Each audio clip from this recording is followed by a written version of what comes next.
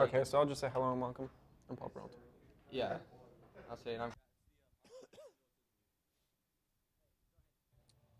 right, do I need to? Are we checking again? Welcome to Texas Boys State. I'm Clark Dalton here reporting at the back balcony. And can they hear? Okay, cool. Oh,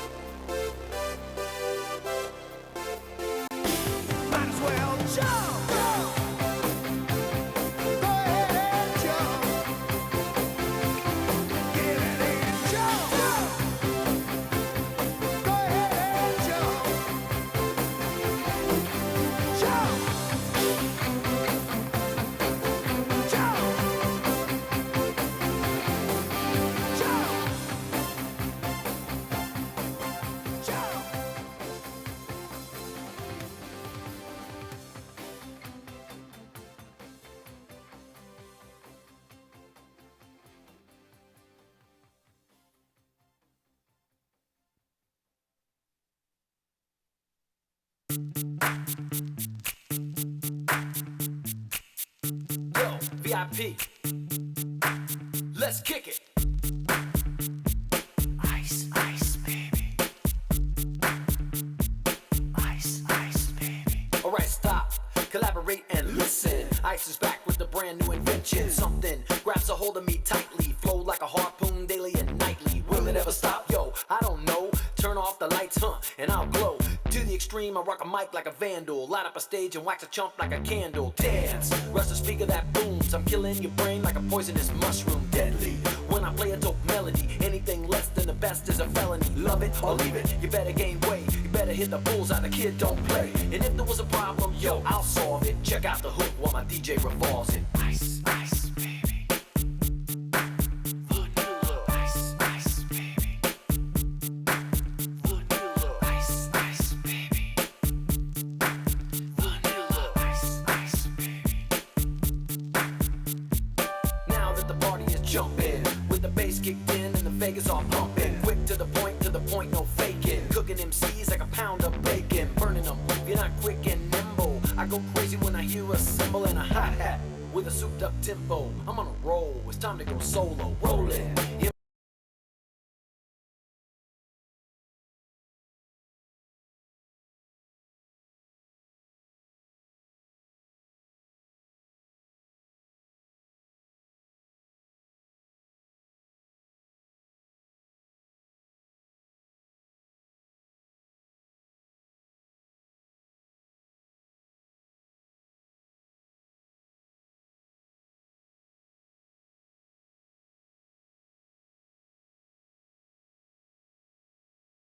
Real fast, jumped in my car, slammed on the gas, bumper to bumper, the avenue's packed. I'm trying to get away before the jackers jack. Police on the scene, you know what I mean? They passed me up, confronted all the dope fiends. If there was a problem, yo, I'll solve it. Check out the hook while my DJ revolves it. Ice, ice, baby. Vanilla. Ice, ice, baby. Vanilla. Ice, ice, baby. Vanilla. Ice, ice, baby. Take heed, cause I'm a lyrical poet. Miami's on the scene just in case you didn't know it. My town, that created all the bass sound. Enough to shake and kick holes in the ground. My style's like a chemical spill. These are rhymes you can vision and feel. Conducted in form, there's a hell of a concept. We make it hype, and you wanna step with this. Shape plays on a fade, slice like a ninja, cut like a razor blade so fast. Other DJs say, damn, rhyme was a drug, I'd sell it by the gram. Keep my composure when it's time to get loose. Magnetized by the mic when I kick my juice. If there was a problem, yo, I'll solve it. Check out the hook while my DJ revolves it. Ice, ice, baby. Vanilla. Ice, ice, baby.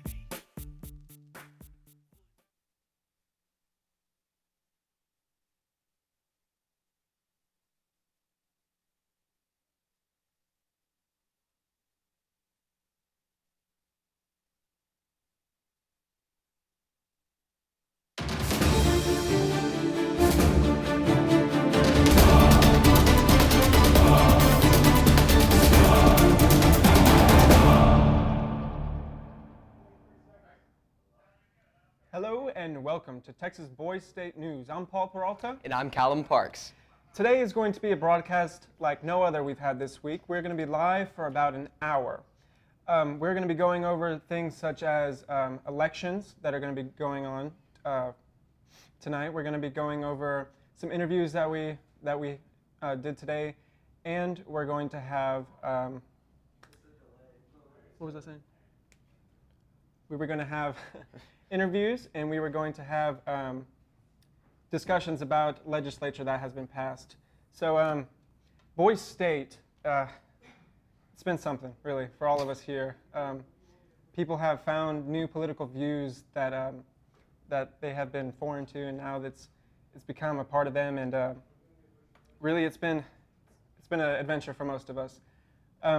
Really, something that was really crazy that really happened was the secession. I don't know if we can still call it Boys State because officially through the Senate and the House of Representatives, we have seceded from the Union. So we are now our own nation.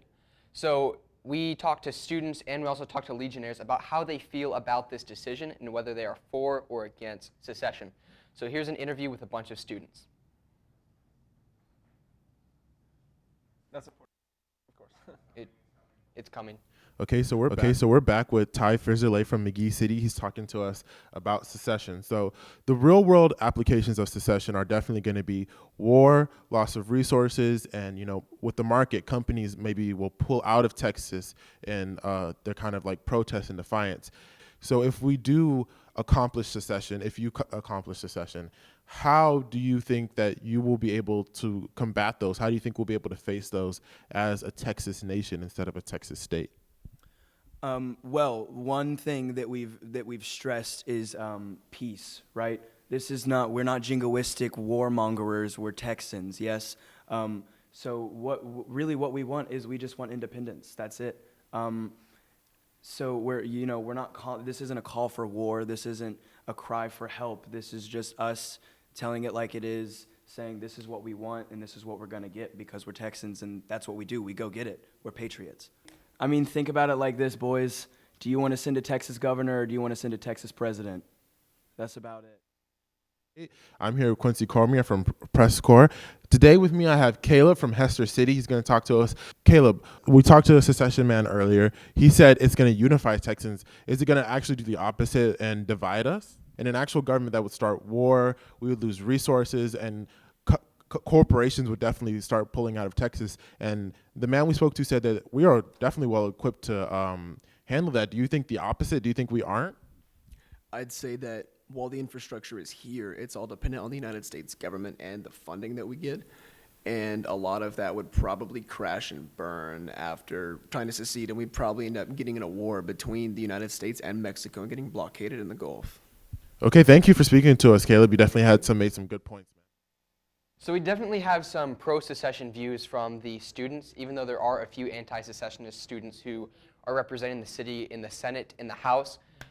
Here's some interviews with legionnaires, or the adults of the American Legion that run this camp, and they tend to have very anti-secession views. So here's their take on it.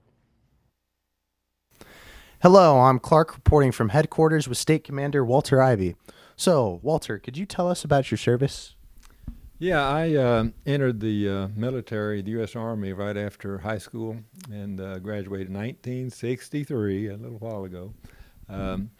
And went in as a private E1 and worked my way up after a couple of years to battalion training NCO and attended the NCO leadership school.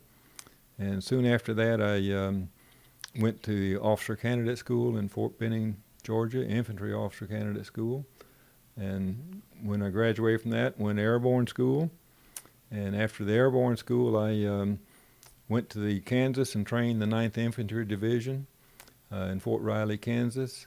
And after we got them all trained up, we went to Vietnam, and I spent a year in Vietnam as a infantry platoon leader, sometimes company commander. So, I'm sure you're aware that secession passed today. And as a state commander, could you tell us how you feel about secession, whether or not it disrespects the American Legion? Well, it has been a something in the history of Texas, something that we did one time. We still have the right, when we became a state in the United States, of dividing into, I think it's 5 states. That's a little different than succession, though. We're talking the Civil Wars when we seceded. I think there's sections of the country in which they have political power, although at this point in time the political power is shifting back towards Texas. The number of senators, the number of House members. Number of senators is 2 per state, and if we split 5 ways, we would have 10 senators. But anyway, that's still in the ability of the state legislature to do the split and get more power there. But secession is actually saying, no, we don't want to be associated with the United States. I'm sure there are some military people who, well, let me just say this, all military people would be proud of their service. And so to say that they're going to disassociate yourselves from the United States would cause pause to some veterans thinking that, well, do I move back to the United States and honor the service that I had, or do I stay in Texas and establish a new relationship to my new government? I think all the people in Texas are very proud to be Texans, and so I think it would be a hard issue for a lot of veterans to decide whether they are more proud of being a Texan or whether they feel they need to stand up for the United States. I think the preference would be to stand up for the United States and try to work out our difficulties. Possibly if we really felt like we were imbalanced on the relative political influence, then probably splitting into 5 states and gaining 10 senators would provide way more power in the United States government than what we would have if we split into a separate nation. Thank you very much for your time, sir. Okay.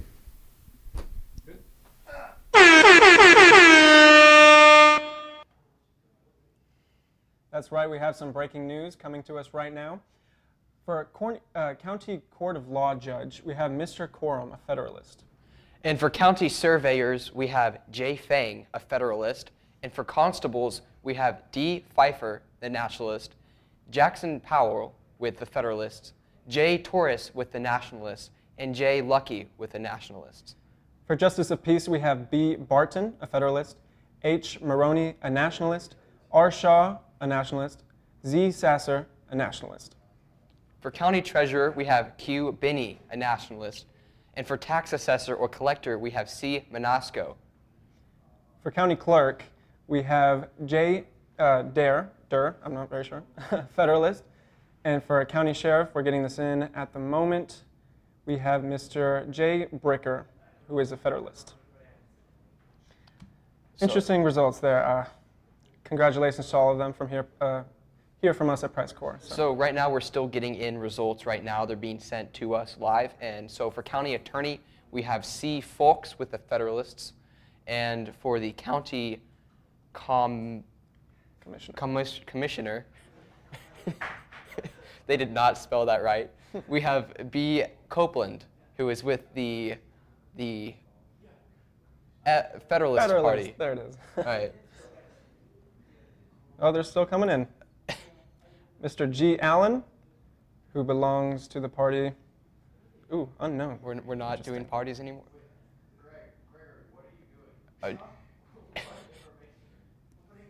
Sorry. Still coming in. So we have Jay Gomez as a county commissioner. Interesting elections. Interesting Definitely, election result. First of all, congratulations to all of these candidates who have been elected and worked very hard for these positions. We have been notified that Mr. G. Allen is a Federalist and Mr. J. Gomez is a Nationalist. Okay, we have an interesting development in the county commissioners. We have a tie, which is going to be solved by coin toss between Z. Denobrega, who's a Federalist, and M. Steen, who is a Nationalist. So there's a Federalist-Nationalist conflict right there. Head on head. So we don't know who's going to win the coin toss, but we'll get that into when we learn. For county judge, judge is a very important job. We have Jay Elliott, who is with the Federalist Party. So we definitely see a lot of Federalists on the board, and we definitely see a lot of Nationalists on the board. Definitely. And as a Federalist myself, I like seeing those Fs pop up by those names. I can't say the same for I am a Nationalist. For Benefield County. There we go. So the election results were definitely about half and half, I'd say. Yeah, about half and half. At the end of the week, we'll find out who won more, the Nationalists or the Federalists. And we'll get to that later on. So we still have more elections coming in. Can we get a count of how many Nationalists we have winning so far and how many Federalists we have winning so far? That would be a good Because then statistic, we'll get yes. that into you. We'll say who's better, even though we know the Federalists are better. So. We are a nonpartisan newscast. Oh yeah, we're not supposed to be biased here. We're sticking to our guns on that one. So as we wait for more election results to come in, I really want to touch on some key things that happened here at Boise State. I, for myself, I really was able to. Oh, Never mind. We have an interview coming in. we have an interview. This interview is with Will? Will? Is it Gaber. Will Yes. Gaber?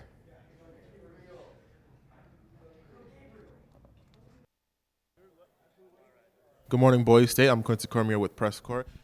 My count? Okay. I'm here with Constable Will Gabriel. So, Will, what qualities do you value most in a political candidate?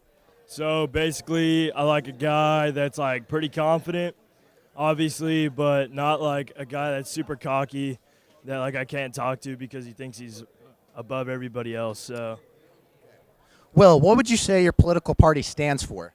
you know, like we've been talking a lot about education in the Federalist Party.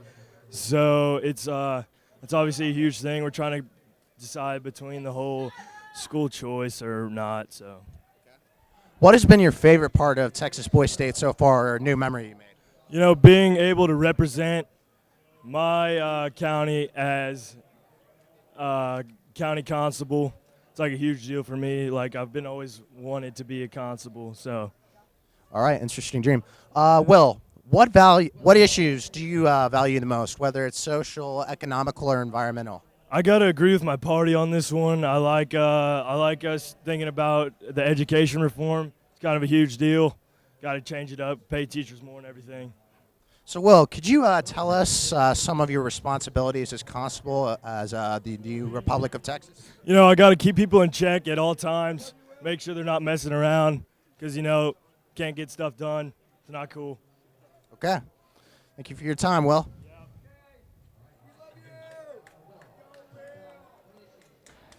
So hey, we're going to talk about some of the bills that were passed. Thank you so much, Clark, for the interview. And it seems like that kid did actually enjoy his time here at Boise State doing all the politics stuff. So some of the bills that were passed, we had the Jennifer Act pass.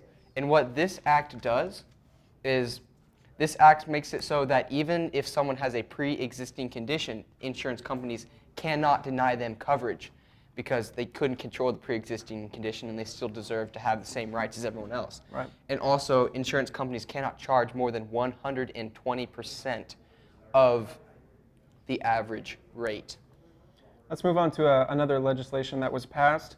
Here we have something that I found to be actually pretty interesting, medicinal cocaine.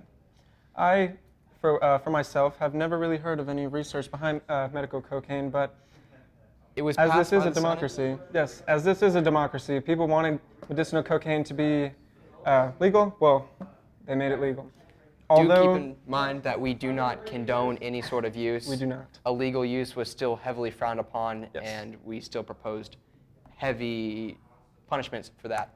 All right, some breaking news, some more election results coming in. This is for Delaware County. Thank you for that great graphic there. So for the County Court of Law judge, we have R. Miller, who is a nationalist. So more nationalists coming in winning these elections. We have County Surveyor A. Martinez with the Federalist Party. We have Constable, and the Constable is Mr. Berger with the Federalists. We have C. name. Hunt with the Federalists, and we have K. Ross with the Nationalist. We also have L. Servin with the Nationalist. And for the Justice on the Peace, the winner, or Justice of the Peace, the winner is, this is coming in right now, Q. Keep in mind this is for Dilworth County that these elections are coming in for. We have. Can you break down the election or the county system for our viewers here at home who don't really know exactly what's going on at Boise State? Yeah, I can definitely do that. So here at Boise State, we have multiple levels of groups, multiple levels of government. So at first we have the citywide government. So you have your cities. I believe there are 24 cities. 24 cities here. And groups of 4 to 5 cities come together and they form what's called counties. And these counties, I'm personally a member of Schlafly County and Winters City. And these counties, there's a group of a few counties which form a district. Yes. And once you get all your districts together, you form the state. And so you have positions for the counties, you have positions for the cities, the districts, and the state level. And so we've had elections all week and speeches all week and debates all week in order to determine who to vote for. Yeah. And for example, today I myself walked around and really got to sit in on some governor speeches that they gave to their districts accordingly. And we have some pretty stand-up guys that are running for these state official positions. So we're really excited to get towards the end of the night so we can get into those larger positions and really find out who took home the gold. Because if I am informed correctly, I do believe that the winner of governor tonight will receive $1,000. Yes. And also, that is such a great thing to have on your resume when you're applying to things like colleges and when you're trying to get into the government business. It's really nice to have something like that. We have more in from Dilworth County. Just see this for a second. For the Justice of the Peace, we have us. Can we get Justice of the Peace? We have W.H.R. Basek with the Federalists. We have V. Paz with the Nationalists. We have H. Rhodes with the Nationalists, quite a few Nationalists, and F. Tricomi with the Nationalists. For County Treasurer of Dilworth County, we have It's coming in. M. Garcia with the Federalists. For the Tax Assessor and Collector, we have J. Baker with the Nationalists. So these positions, they took a lot of effort to run for. Oh, tons they of definitely did. speeches, Definitely, tons of. definitely. Oh, here for the County Sheriff, we have L. Rivera with the Federalists. And for County Attorney, we have J. Cesar with the Federalists. So we're having a lot of Federalist wins here. A few nationalists. But as well. we're Here we about go, to here we get go. to, you say these Nationalist wins. County Commissioner for Dilworth County. We have 4 nationalists win these positions here tonight. Hold on as they come in. We have T. Birnbaum, who's a nationalist. D. Hargrove, who is a nationalist. C. Martinez, who is a nationalist, and J. Schaefer, who is a nationalist. Congratulations. Good job. For County Judge, we have A. King, another nationalist. So far that is 5 nationalist wins in a row. Yes, sir. It really is a head-to-head battle between these two parties. You know, each one wants to be the best party, and so that's how it's going down tonight. So with all these nationalist wins, you must be pretty happy as a nationalist yourself. I am. I'm pretty proud. I knew it was coming. Oh, just wait for those Federalists. It's a good thing that that both of us weren't on the same party, you know, because then it wouldn't be exactly bipartisan. So speaking of parties and speaking of elections and speaking of discussions, we have an interview with Caleb Fay on the air right now. So let's see that.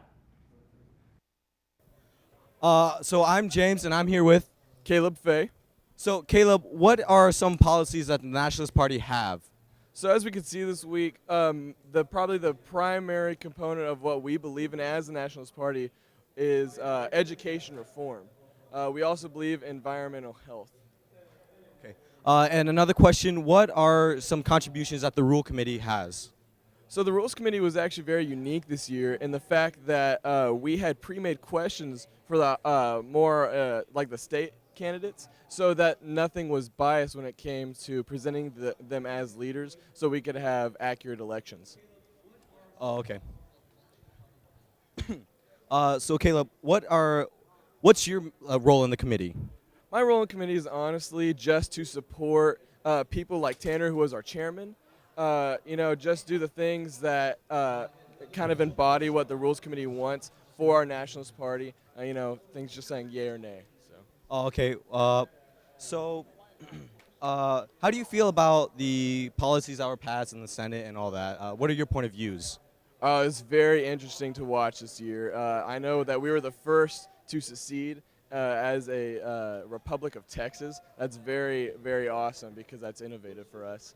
Another thing that I found personally really fascinating was passing to shoot sunblock into the sun for purposes of preventing global warming. So, one question about one other bill. How do you feel about Saturdays are for the boys? Saturdays are for the boys. If you don't crack a cold one with the boys, you are doing it wrong. I saw all the bill description. Like, it had to be underneath 35 degrees or below, and it just got to me. And I just wanted to see your point of view about that. Okay, so thank you, Caleb, for your time.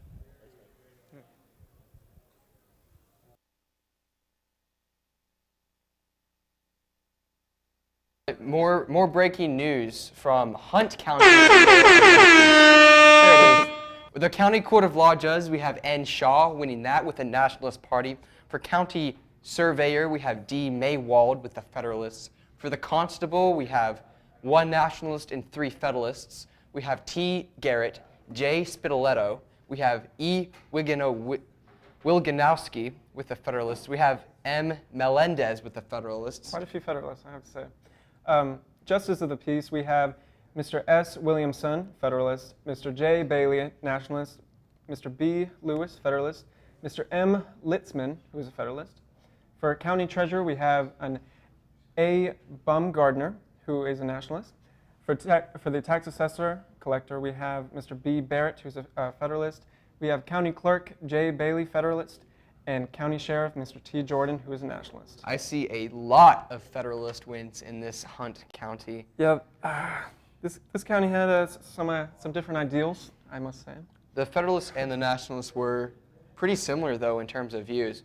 There was very few things they disagreed about. Yeah, when we interviewed the party committees, yeah, they really had a lot of same views when it came to hot button issues such as immigration, such as education, gun control. The only real significance between the two parties where it comes to difference is lowering the drinking age from 21 to 18, and I believe that was the Federalist Party, was it? Mm-hmm. And speaking of Federalist Party, we have the county attorney, who is Jay Kemp for Hunt County, who's a Federalist. We have 3 Nationalists and 1 Federalist for the county commissioners. We have D. Gutierrez, we have P. Lebhers, we have M. Oakley, and we have B. Barber. For the county judge, we have W. Parrish with the Nationalist Party, so just a few nationalist elections to round out the Federalists. And again, from everybody here at Press Corps, we are very sorry if we happen to mispronounce your name. We invite, not we, but American Legion invites kids from all around the state of Texas, and so it's a very diverse amount of people here. It's pretty nice being able to experience different cultures and experience different people, and really bringing them all into one place. So it's kind of like college, I would have to say. Yeah. It's kind of like a glimpse into the future for us, really being surrounded by people we've never met before, people from all walks of earth, and it's pretty cool. And on campus, so we have people all the way from Texarkana and people all the way from El Paso, North Lubbock. I had a roommate, actually. My roommate's actually from Temple, which is not too far from me, but that's out of the business. It's pretty great here. It's really nice talking about college life, experiencing UT campus. It's such a beautiful campus. It is a really beautiful campus here. We go outside, you can see the tower. Yeah. There's so many different places on campus. They have great food in the cafeteria. There's some great places near here, like Torchy's Tacos, Fuzzy's Tacos, Ooh. Other Mexican food. Oh, man. Yeah. Yeah. Just Don't get me thinking about food right now. I'm pretty. You eating dinner? I could go for some dinner, yeah. Okay. Let's keep on going to some legislation here. Or actually, how about an interview? That sounds pretty good. Let's do that. So we're gonna we're gonna play an interview now. We're still coming in on what interview this is. So let's send it out.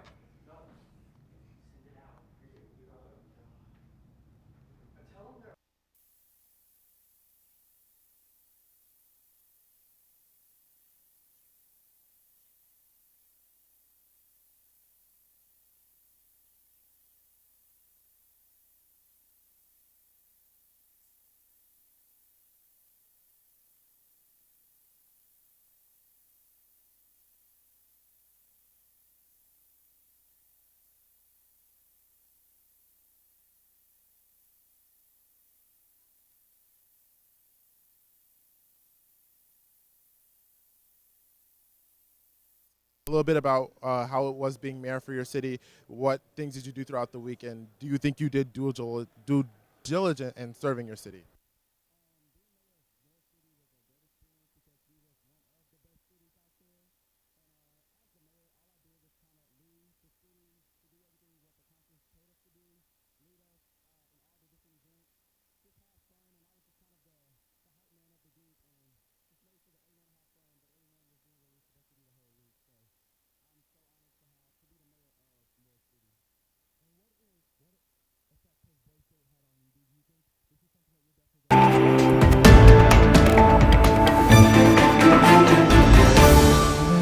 American Legion, Boy State. Such a good song. You gotta quit sneaking up on me, dude. I'm Jackson Blair here at the Capitol here in Austin, and Boy State is winding down to an end. We've made a lot of new friends. Some of our political views have changed. But let me tell you what hasn't changed. The weather. It is still so hot. I don't even have an epidermis anymore. I just have a dermis.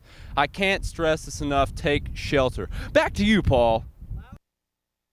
Still talking. What's going on, guys? We have some breaking news coming in right now as we speak. First of all, I would like to say thank you very much, Jackson, for the weather report. Yes, it is hot, and it will be hot for quite a while. Mm-hmm. Oh, middle of summer in Texas. It's brutal.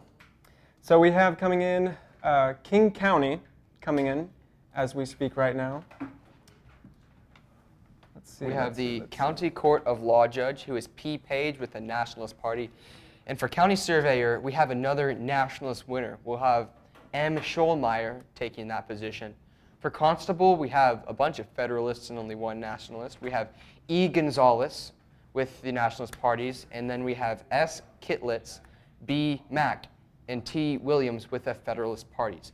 For Justice of the Peace, we have Q. Hunter, we have W. Mock, both of those are Federalists. We have M. Rodriguez with the Nationalists, and we have Grant with the Nationalists. Then we move on to the County Treasurer with Mr. J. Hinojosa, which is a Federalist. We have Tax Assessor and Collector, who is T. Roberts, Nationalist. We have a County Clerk, who is F. Ortiz Jr., Federalist. We have County Sheriff M. Wiley, Federalist. We have County Attorney L. Carroll, Federalist. And we have coming up, can't see it right here. County Commissioners, we have T. Hampton, who's a Federalist. We have W. Winston, also a Federalist.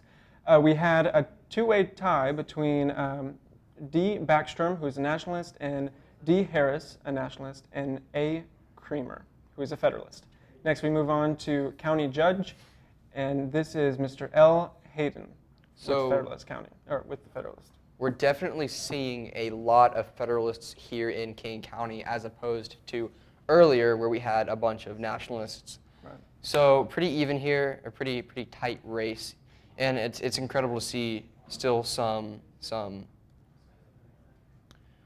such a difference in some counties, even though they had such a similar point of view. So we're going to call a tie to the stage for a tiebreaker. If the two people that did tie for, I believe it was County Commissioner was the position, if we could get, yes, it was County Commissioner, if we could have Mr. D. Backstrom and Mr. D. Harris come up to the stage to flip a coin.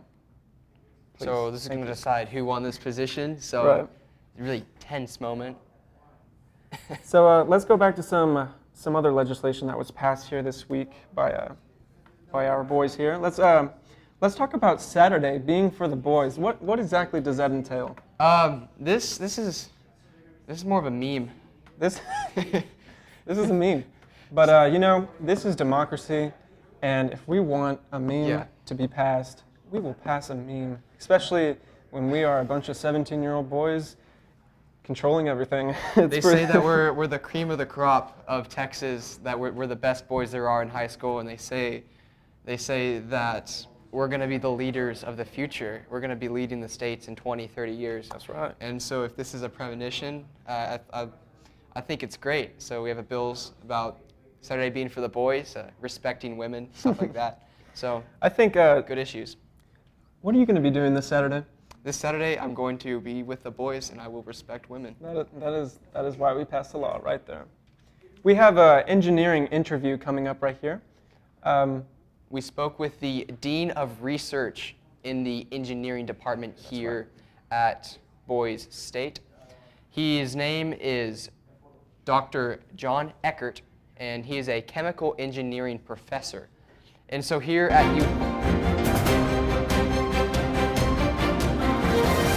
Hello, I'm Callum Parks, and I'm here right now with Dr. John Eckert.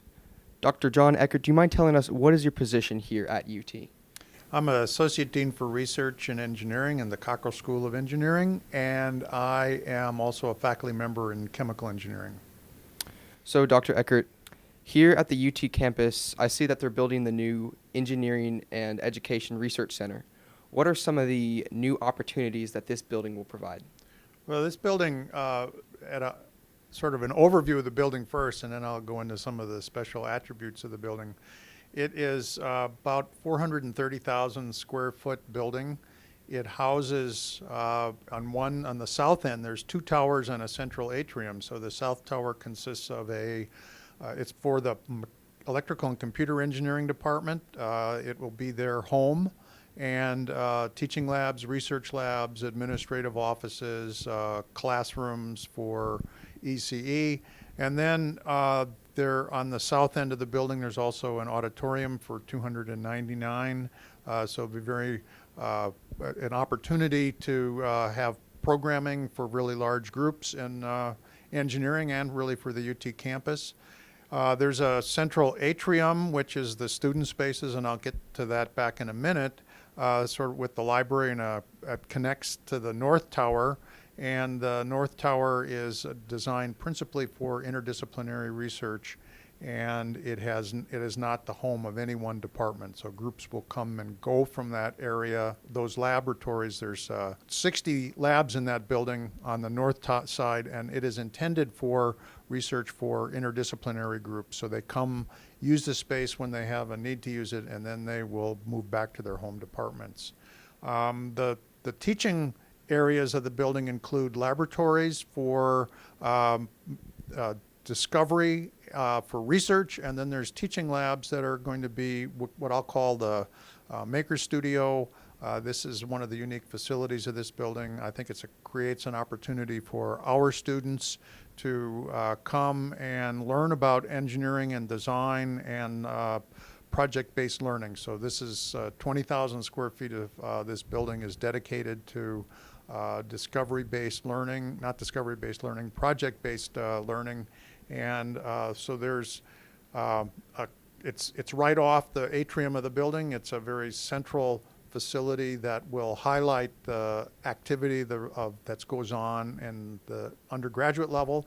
On the ground floor, there's a clean room that's for teaching for electrical and computer engineering. I think if you imagine these 2 towers and then the central atrium has a glass cover over it with some shading, but the interior of the building is all glass. It's a glass wall. So if you're in the atrium and you look to the north, into the North Tower, what you're looking into there is you're seeing the research that's going on in the interdisciplinary towers. If you look into the South Tower, you can see the research that's going on there in electrical and computer engineering. So it's a very active, very visible, so you can be part of the research, you can watch the research being done, it's a very active building. All right, thank you so much for that in-depth answer. So for people considering attending UT for engineering, how do you think this building will change the program, as well as what do you think sets the UT engineering program apart from different but similar schools? Well, I think the way that this is going to change it's going to change the whole character of this end of campus, and we'll call this the engineering precinct. But it is it's got a lot of very public spaces associated with this, and I think if you go around and you visit newer buildings that have been built, there's a lot of they're very open. There's a lot of collaborative and interactive spaces that have been designed into those buildings and are designed specifically into this building. So it's intended to have spaces that are quiet for reflection and study, spaces that people can come together in let's say, in an ad hoc manner and in a more formal manner and interact together. So there's it provides an opportunity for student groups and for students, for graduate students and for faculty to just collide together in ways that they can't collide in any other building that we currently have. The way that this is differentiating, I think, is the way we've designed this to interact together between the research and the teaching and the learning are all integrated together into one building. And I think that's a unique opportunity that students coming to the University of Texas at Austin and students that would be majoring in engineering will have this opportunity to experience that. All right. Thank you. And as an engineering professor yourself, or the Dean of Research, how do you feel like the teaching at UT and the way engineering is taught is unique and should be chosen over other colleges? Well, I don't want to say it's unique. I think that there are, first of all, I think there's I to be fair to colleagues at other schools and universities, I think there's the program that we have in place here and the dedication that we give to bring to the teaching, I think is equal or on par with any of the other major universities within the state or major research universities. I think what's unique about this and what sort of differentiates us is the way we're working to integrate project-based learning and engineering design integrated throughout the curriculum. We're not alone in doing this. We've been restricted in our ability to really advance forward in innovative ways of teaching and education because the facilities have constrained us. And now that we unlock this constraint with these new facilities, I think we will see new ways of bringing content to the students and new ways of looking at project-based learning and really engaging students coming in their first year all the way through the fourth year, and we expect people to graduate in 4 years, so let's talk about this from 4 years. So integrated through the entire time they're here to be engaged in engineering design and sort of this whole concept of engineering and design and doing it throughout the whole period of time they're here. Thank you for joining us. Okay, thank you.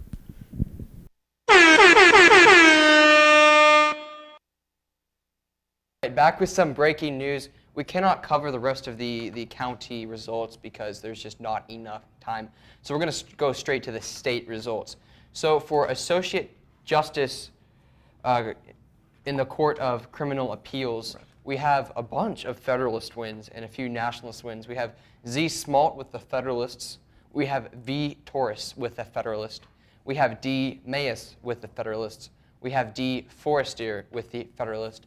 We have J. Miller with the Nationalists. We have E. Gonzalez with the Federalists. And we have J. Palacios with the Nationalists and D. Childress Jr. with the Nationalists. Do keep in mind that these are state elections, so these are the most competed and sought after positions here at Boise State. Right. So for president or presiding judge and at the Court of Criminal Appeals, we have M. Mayo, who's a nationalist. Congratulations to these candidates. We know that you worked very hard on preparing and delivering speeches for us here at Boise State, and a big round of applause from here at Press Corps. Next, we move on to Associate Justice for the Supreme Court. We have Mr. Robert Madden Jr., Federalist. I go to school with him, actually. Mr. S. Sinek from Nationalist. Mr. J. Dixon Jr. from the Nationalist. Mr. J. Collins from Nationalist. Mr. D. Imhoff from the Federalist. R. Landsaw from the Federalist. B. Owen from the Federalist. And N. Gates from Federalist. A lot of Federalist wins here in the Associate Justice for the Supreme Court. And a big one here, we have the Chief Justice of the Supreme Court, Mr. D. Thompson from the Federalist Party. Congratulations to him. So that's our first section of state wins. To keep in mind that there's a lot of kids here. There's 1,200 kids here, so getting these state wins is very, very hard to do. Right, let's move on to the next section here. We have the Railroad Commissioner. They will be Mr. H. Longcrier from the Federalist Party, Kay Preston from the Nationalist Party, and Mr. G. Allen from the Federalist Party. Congratulations to these people. Next, we have Commissioner of Agriculture, Mr. C. Bradford from the Federalist Party. Next, we have the Controller of Public Accounts, Mr. S. Sachs from the Nationalist Party. And next, we have Commissioner of Land Office, Mr. C. McKay from the Federalist Party. Congratulations to these young men. So these next three positions are going to be these are the governor, the lieutenant governor, and the attorney general. So these next three positions are the most difficult to run for positions. They are heavily sought after, and getting these positions could secure you a state in Boys Nation, which is just a larger version of Boys State. So let's wait for the graphic to come up on that Yeah, one. Let's talk a little bit more about these positions. Oh, here we go. So for Attorney General, we have a Federalist, Jay Delgado. But next we have two Nationalists claiming the governor and lieutenant governor spots. So for our lieutenant governor, we have Jay Casquino with the Nationalist Party. So win for the Nationalists, and for governor, this is the big one. We have a Nationalist win, despite my best hopes. Mr. Garrett Smith, congratulations on becoming governor. You are Round of now applause. governor of Boys State. Ooh, what a title, man. When we had we didn't get to air it tonight because of time constrictions, but when we had a debate earlier, actually from the first time I met Mr. Smith here, what a lovely guy, really. It made my heart warm, honestly, just the way he talks. Such a great guy. So congratulations to him. And that's it for our live broadcast here at Texas Boys State. I'm Paul Peralta, and it's been lovely being your news anchor.